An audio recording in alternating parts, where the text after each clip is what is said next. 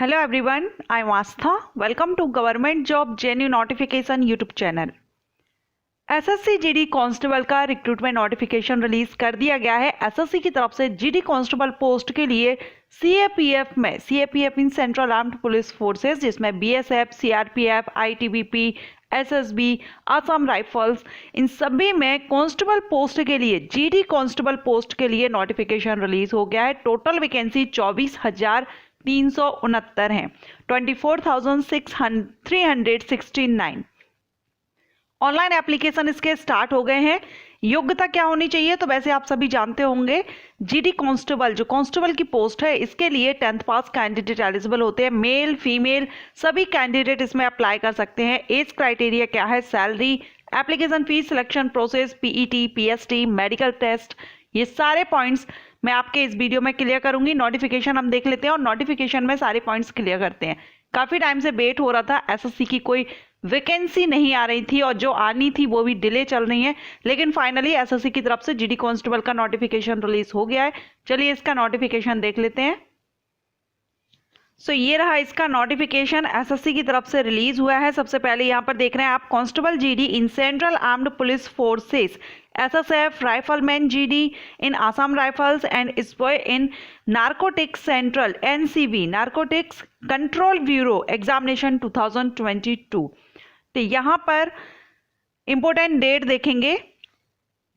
Apply करने के लिए ऑनलाइन एप्लीकेशन स्टार्टिंग डेट है 27 अक्टूबर। 27 अक्टूबर से, कल रात में ये नोटिफिकेशन रिलीज हुआ है। 27 अक्टूबर से रात से इसका एप्लीकेशन, ऑनलाइन एप्लीकेशन स्टार्ट हो गए। लास्ट डेट रहेगी 30 नवंबर 2022। 27 से लेकर के आप 30 नवंबर 2022 तक अप्लाई कर सकते हैं। And last date and time for generation of offline चालान के लिए भी 30 नवंबर 2022 रखी गई है। Last date and time for making online fee payment, online आपकी जो फी रहेगी पे करने की, लास्ट डेट पे करने की, वो है 1 दिसंबर 2022 तक आप ऑनलाइन फीस पे कर सकेंगे। Last date for payment through challan 1 December 2022। And इसमें कंप्यूटर बेस्ड एग्जामिनेशन होता है। कंप्यूटर बेस्ड टेस्ट आपका जनवरी 2023 में रहेगा एसएससी जीडी कांस्टेबल पोस्ट के लिए।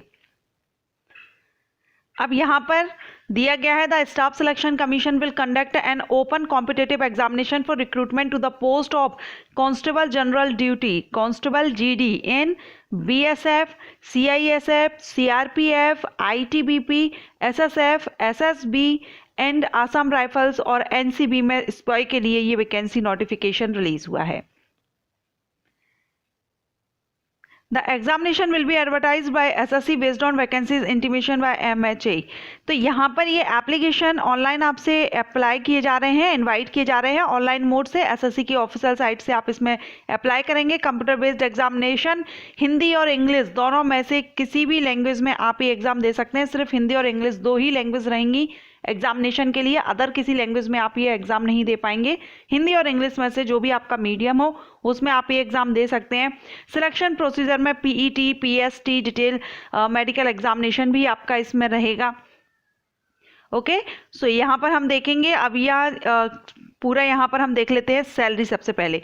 तो इसमें जो सैलरी दी गई है, पे स्केल लेवल 1 से 18,000 से 56,900 सैलरी रहेगी। लेवल 1 से इसमें रहेगी। और स्पॉय की जो एनसीबी में रहेंगी वैकेंसी, उसके लिए जो पे रहेगी वो लेवल 3 से रहेगी, 21,700 से 69,100। यहाँ लेवल 1 से तो है आपका एनसीबी के लिए।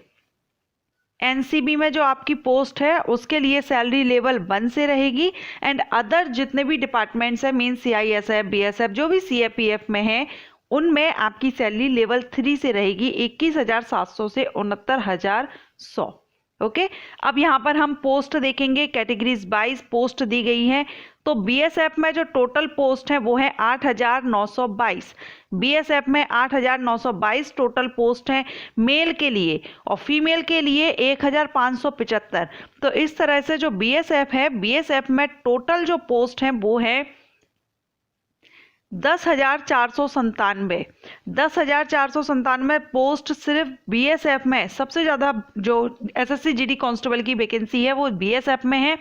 सीआईएसएफ में टोटल है 100, सीआरपीएफ में है 8,911, एसएसबी में है 1,284, आईटीबीपी में है 1,613, 1,613, एंड असम राइफल्स में है 1697 और एसएसएफ में है 103।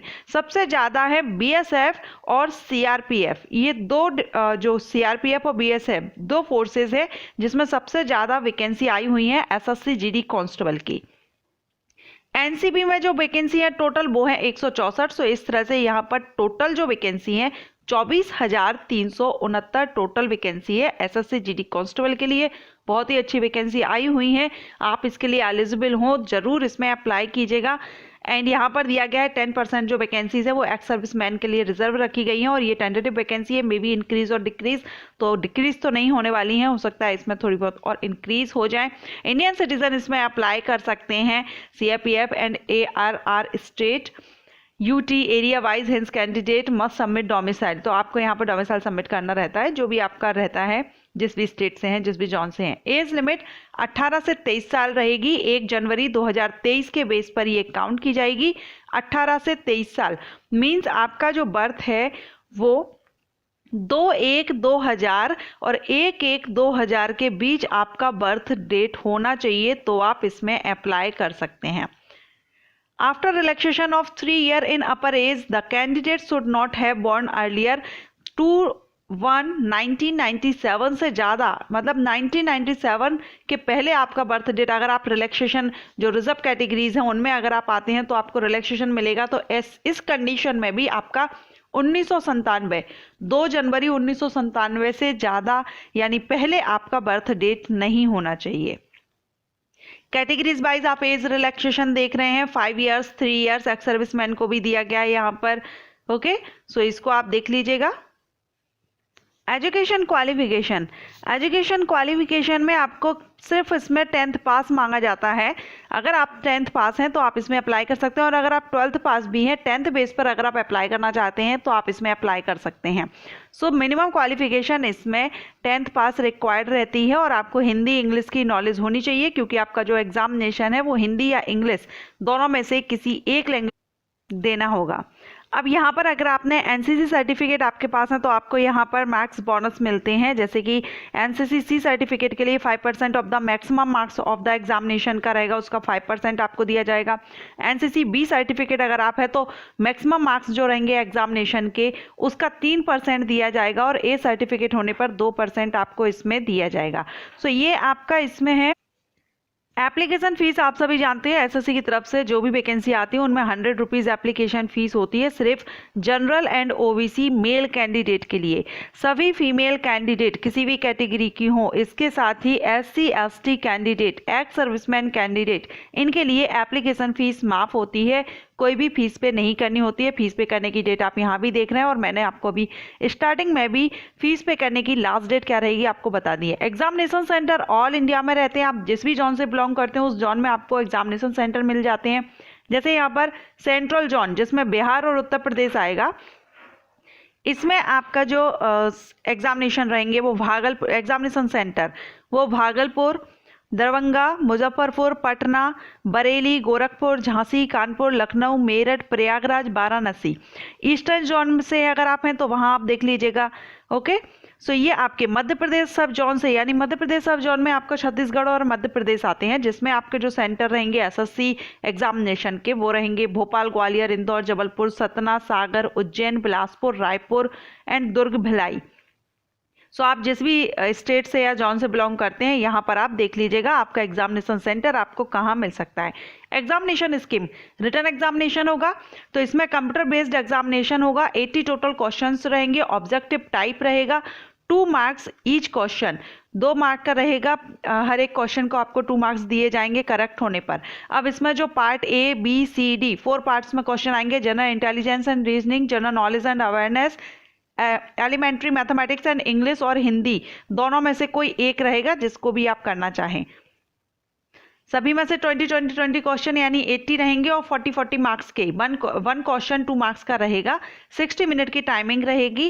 कंप्यूटर बेस्ड एग्जामिनेशन होगा। लैंग्वेज मैंने बता दी है। नेगेटिव मार्किंग भी इसमें 0.50 से आपकी नेगेटिव मार्किंग रहेगी। आंसर आप केयरफुली दीजिएगा, अदरवाइज रॉन्ग आंसर होने पर माइनस मार्क किया जाएगा। अगर आपको नहीं आता है आप छोड़ देते हैं तो कोई भी मार्क माइनस नहीं होगा, लेकिन रॉन्ग आंसर करने पर मार्क माइनस हो जाएगा। यहाँ पर डिटेल में सिलेबस आपका दिया गया है। जनरल इंटेलिजेंस एंड रीजनिंग में आपसे क्या पूछा जाएगा, analytical aptitude and ability to observe and, तो आप चाहेंगे तो सिलेबस पर यहाँ general knowledge and general awareness, elementary mathematics separate video में अपलोड कर दूंगी इसके डिटेल सिलेबस। इसके बाद इसमें फिजिकल एफिशिएंसी टेस्ट होगा, जिसमें आप मेल कैंडिडेट के लिए रनिंग रहेगी, रेस रहेगी 5 kilometre in 24 minutes and 1.6 kilometre in 6.5 minutes. Okay, so यहाँ फीमेल कैंडिडेट के लिए 1.6 किलोमीटर में रनिंग रहेगी, 8.5 मिनट में आपको करनी होगी, और जो 800 मीटर की रहेगी वो 4 मिनट में करनी होगी। रिमार्क्स ये यहाँ पर दिया गया है कमीशन के अकॉर्डिंगली, जो भी आपका रहेगा उस हिसाब से ये रहेगा कितने मिनट्स में आप क्या कर सकते हैं, मेल और फीमेल यहाँ पर दोनों के लिए दिया गया है। फिजिकल स्टैंडर्ड टेस्ट यानी पीएसटी, तो इसमें आपका हाइट वगैरह चेक की जाएगी, हाइट वेट। मेल कैंडिडेट के लिए हाइट 170 सेंटीमीटर, फीमेल के लिए 157 सेंटीमीटर, जनरल कैटेगरीज के लिए है। अगर आप एसटी कैंडिडेट हैं तो मेल कैंडिडेट को 162.5 सेंटीमीटर और फीमेल के लिए 150 सेंटीमीटर। अगर आप नॉर्थ ईस्टर्न जोन से बिलोंग करते हैं तो 157 सेंटीमीटर मेल कैंडिडेट के लिए, 147 सेंटीमीटर फीमेल कैंडिडेट के लिए। एसटी कैंडिडेट हैं तो 160 सेंटीमीटर मेल कैंडिडेट की हाइट होनी चाहिए, 147 फीमेल कैंडिडेट की हाइट होनी चाहिए। अगर आप हिली एरिया से बिलोंग करते हैं, मराठास हैं या अदर आप यहाँ पर देख रहे हैं हिमाचल प्रदेश, आसाम, जम्मू कश्मीर, लद्दाख, तो 165 सेंटीमीटर मेल कैंडिडेट के लिए हाइट होनी चाहिए, फीमेल कैंडिडेट के लिए 155 सेंटीमीटर। इसके अलावा चेस्ट मेल कैंडिडेट के लिए 80, अनएक्सपेंडेड में 80 सेंटीमीटर और 5 सेंटीमीटर आपका मिनिमम एक्सपेंशन होना चाहिए, यानी मिनिमम 85 सेंटीमीटर एक्सपेंशन के साथ में। ओके, अब यहाँ पर दिया गया है रिलैक्सेशन, तो आप अपनी कैटेगरी के हिसाब से यहाँ पर रिलैक्सेशन देख लीजिएगा कितना दिया गया है। वेट आपकी हाइट के अकॉर्डिंगली चेक किया जाता है कितनी हाइट है। इसके बाद होगा मेडिकल एग्जामिनेशन। मेडिकल एग्जामिनेशन में यहाँ पर दिया गया है एंड देन डॉक्यूमेंट वेरिफिकेशन। कौन कौन से डॉक्यूमेंट्स रिक्वायर्ड रहेंगे आप देख रहे हैं, Aadhaar card, print out of e card, voter ID card, driving licence, PAN card, ये आपकी आइडेंटिटी में इस पे पूछा गया है। 10th की मार्कशीट रहेगी जिसमें आपका बर्थ सर्टिफिकेट रहेगा। बर्थ सर्टिफिकेट नहीं है, 10th में है तो फिर आपके 10th की मार्कशीट से देख लिया जाएगा, अदरवाइज बर्थ सर्टिफिकेट यहाँ पर लगाना होगा। मोड ऑफ सिलेक्शन, तो the recruitment process will consist of computer based examination. पहले आपका सीवी होगा यानी रिटन टेस्ट होगा, देन आपका पीईटी पीएसटी होगा, उसके बाद मेडिकल एग्जामिनेशन होगा एंड लास्ट में डॉक्यूमेंट वेरिफिकेशन। क्वालिफाइंग मार्क्स दिए अनरिजर्व कैंडिडेट के लिए 30%, ओबीसी ईडब्ल्यूएस के लिए 25%। इसके अलावा जो अदर कैंडिडेट हैं उन सभी के लिए 20% रिक्वायर्ड हैं क्वालिफाई करने के लिए। एनसीसी सर्टिफिकेट के बेनिफिट्स हमने देख लिए हैं, अगर आपके पास है तो आपको कितना बेनिफिट्स मिलेगा। यहाँ पर आप देख रहे हैं पोस्ट प्रेफरेंस आपको फिल करनी होती है, इनमें से जो भी आपकी फर्स्ट चॉइस है आप उसको फर्स्ट पर रख सकते हैं, इस तरह से आप पोस्ट प्रेफरेंस फिल कर सकते हैं। ओके, सो सारे पॉइंट्स हमने इस वीडियो में क्लियर कर लिए। काफ़ी अच्छी वैकेंसी है और वैकेंसी भी काफ़ी अच्छी मात्रा में आई हुई है। 10th पास कैंडिडेट अप्लाई कर सकते हैं, 12th पास कर सकते हैं और अगर आपने ग्रेजुएशन किया है तो भी आप इसमें अप्लाई कर सकते हैं। मेल फीमेल ऑल इंडिया से अप्लाई कर सकते हैं। अप्लाई करने से पहले एक बार अपना जो नोटिफिकेशन है जरूर चेक कर लीजिएगा एसएससी की ऑफिशियल साइट पर, और एसएससी की साइट से ही आप इसमें ऑनलाइन अप्लाई कर सकेंगे। आई होप आपको ये वीडियो पसंद आया हो। वीडियो पसंद आया हो तो लाइक कीजिएगा। Thank you.